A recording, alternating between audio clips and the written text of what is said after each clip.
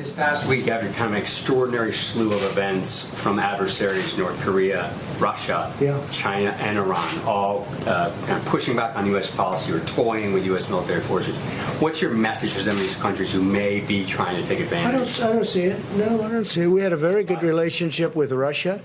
We worked on the oil deal together. I was with, by telephone, the King of Saudi Arabia and the President of Russia, Vladimir Putin. We worked out a deal on oil. That was a very important deal to them and to us and to Saudi Arabia. It was in a deadlock. You know it. You covered it very well. Actually, the Wall Street Journal covered that very well. I worked with Putin and with the king on that. And President Putin was a total gentleman, and it was very important to get that done. And the king was great. And we actually had to bring in Mexico because Mexico was a lone holdout, and they showed great flexibility. You know the story. No, I think we're doing fine. Yeah, sure. It's North Korea. I see they're testing short-range missiles, and been doing it a long time.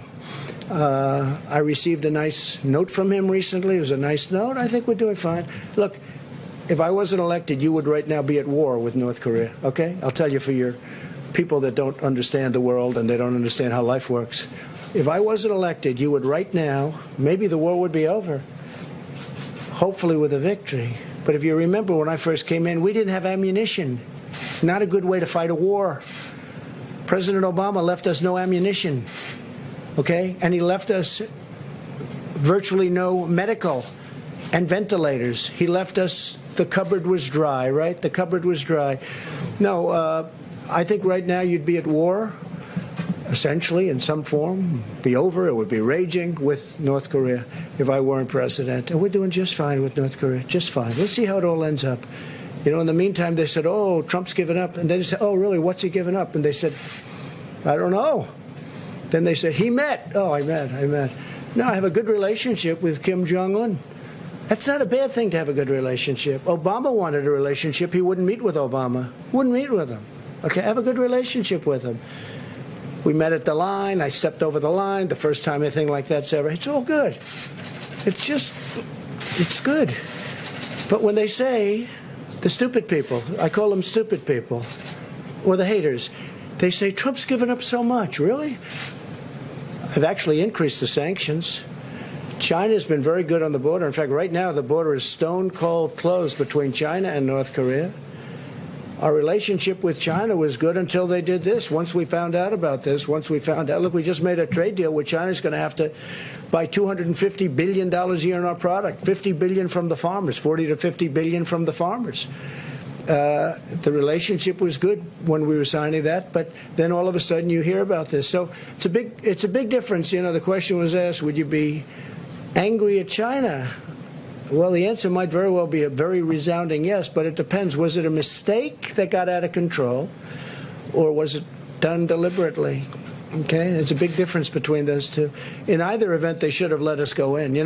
We asked to go in very early, and they didn't want us in. I think they were embarrassed. I think they knew it was something bad, and I think they were embarrassed.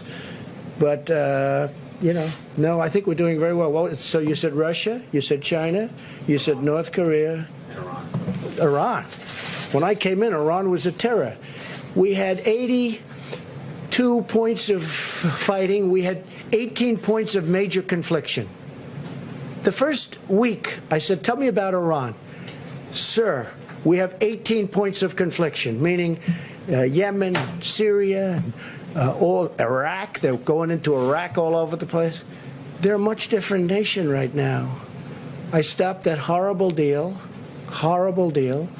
and they want to talk, except that Kerry violated the Logan Act. He made the deal, and he doesn't want them to make a deal because I would have made a deal, in my opinion, except that John Kerry, who made the deal originally, which was a stupid deal to make, gave him $150 billion, gave him $1.8 billion in cash, in green. That would be more than this room 10 times with $100 bills. You could fill up this room 10 times with $100 bills, and it's not that small a room. And I say he violated the Logan Act. I think it was a major violation. I think we would have had a deal if it wasn't for John Kerry. But he doesn't want to be, number one, embarrassed. Number two, he said, let's wait till after the election. Maybe Sleepy Joe Biden's going to win. And if Sleepy Joe Biden wins, you'll own the United States. And China will own the United States. China's paid us, you know, from the Wall Street Journal, hundreds of billions of dollars. Is that right? Tariffs.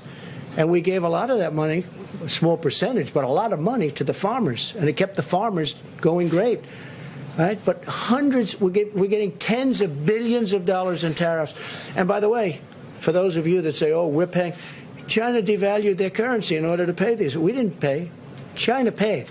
They don't like to write that. They also added money into their system. So they paid for that. No, I think you have numerous countries waiting to see whether or not Sleepy Joe wins, because if Sleepy Joe won, they own our country. They will take our country.